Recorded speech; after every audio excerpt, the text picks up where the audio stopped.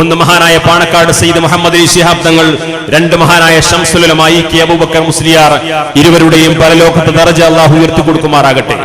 അവർ തുടക്കം കുറിച്ച ആ മൂവ്മെന്റിന് ഇന്ന് സമസ്തയുടെ നേതൃത്വത്തിൽ തന്നെ വീണ്ടും ഇവിടെ തുടക്കം കുറിക്കുന്നു. വ്യാപകമായ പ്രചാരണ പരിപാടികളൊന്നും വേണ്ട വിധമില്ലാഞ്ഞിട്ടും സമസ്തയുടെ ഒരു ആഹ്വാനം ഉണ്ടായപ്പോഴേക്ക് ജനലക്ഷങ്ങൾ ഒഴുകിയെത്തുന്ന രീതിയിലുള്ള ശക്തമായ ഒരു ശരീഅത്ത് സംരക്ഷണ റാലി നമുക്ക് സംഘടിപ്പിക്കാൻ സാധിച്ചിട്ടുണ്ട്. ഇതേ സമസ്ത കേരള ജംഇയ്യത്തുൽ ഉലമാ ഈ സമുദായത്തോട് ആവശ്യപ്പെട്ട് കഴിഞ്ഞാൽ ഈ ശരീഅത്ത് സംരക്ഷണ റാലി നാളെ പാർലമെന്റിലേക്ക് നയിക്കുവാനും ഈ സമുദായം സന്നദ്ധമാണ് എന്ന് സാന്ദർഭികമായി സൂചിപ്പിക്കാൻ ഈ അവസരം ഉപയോഗപ്പെടുത്തുകയാണ്.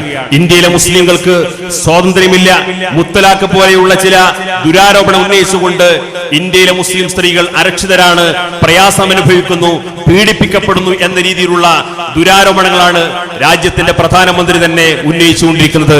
വ്യക്തിപരമായി ആക്ഷേപിക്കുകയല്ല, പക്ഷേ സ്വന്തം ഭാര്യയെ പോലും സംരക്ഷിക്കാൻ കഴിവില്ലാത്ത ഒരു പ്രധാനമന്ത്രി ഇന്ത്യ രാജ്യത്തുണ്ടായിട്ടുണ്ടെങ്കിൽ അത് സാക്ഷാൽ നരേന്ദ്രമോദിയാണെന്ന് വിനയപൂർവ്വം ഓർമ്മപ്പെടുത്താൻ ഈ അപകടകരമായ നീക്കത്തിനെതിരെ എല്ലാ മുസ്ലിം സംഘടനകളും ഒരുമിച്ച് നിന്നുകൊണ്ടുള്ള ശക്തമായ ഒരു നീക്കത്തിന് തുടക്കം കുറിച്ചിരിക്കുന്നു. ഈ സമുദായം സയ്യിദ് ഹൈദർ അലി ശിഹാബ് തങ്ങൾ നടത്തുന്ന അത്തരത്തിലുള്ള നീക്കത്തിന് സർവാത്മന പിന്തുണയുണ്ട് എന്ന് സാന്ദർഭികമായി ഈ സമ്മേളനം തെളിയിക്കുന്നു. പക്ഷേ അതിനൊക്കെ അപസ്വരമായിട്ട് ഒരു ചായക്കടക്കാരൻ പ്രധാനമന്ത്രിയായപ്പോ അദ്ദേഹത്തിന്റെ സുന്നത്തെടുക്കാൻ വേണ്ടി ചായക്കച്ചവടം നടത്തിയ ആളുകളെ സംബന്ധിച്ചിടത്തോളം അവർക്ക് ഈ സമുദായം മാപ്പ് നൽകില്ല എന്ന് കൂടി സാന്ദർഭികമായിട്ട് സൂചിപ്പിക്കുകയാണ്. ഇവിടെ വർഷക്കാലം സമസ്ത കേരള ജംഇയ്യത്തുൽ ഉലമാ ഇവിടെ നിർവഹിച്ചിട്ടുള്ളത് ആ ദൗത്യം നിർവഹിക്കാൻ ശക്തരായ സാത്വികരും സാദാത്തുക്കളും അതേപോലെ സൂക്ഷ്മശാലികളായ ഒരു പണ്ഡിത നിര ഇന്നും സമസ്ത കേരള ജംഇയ്യത്തുൽ ഉലമക്കുണ്ട്.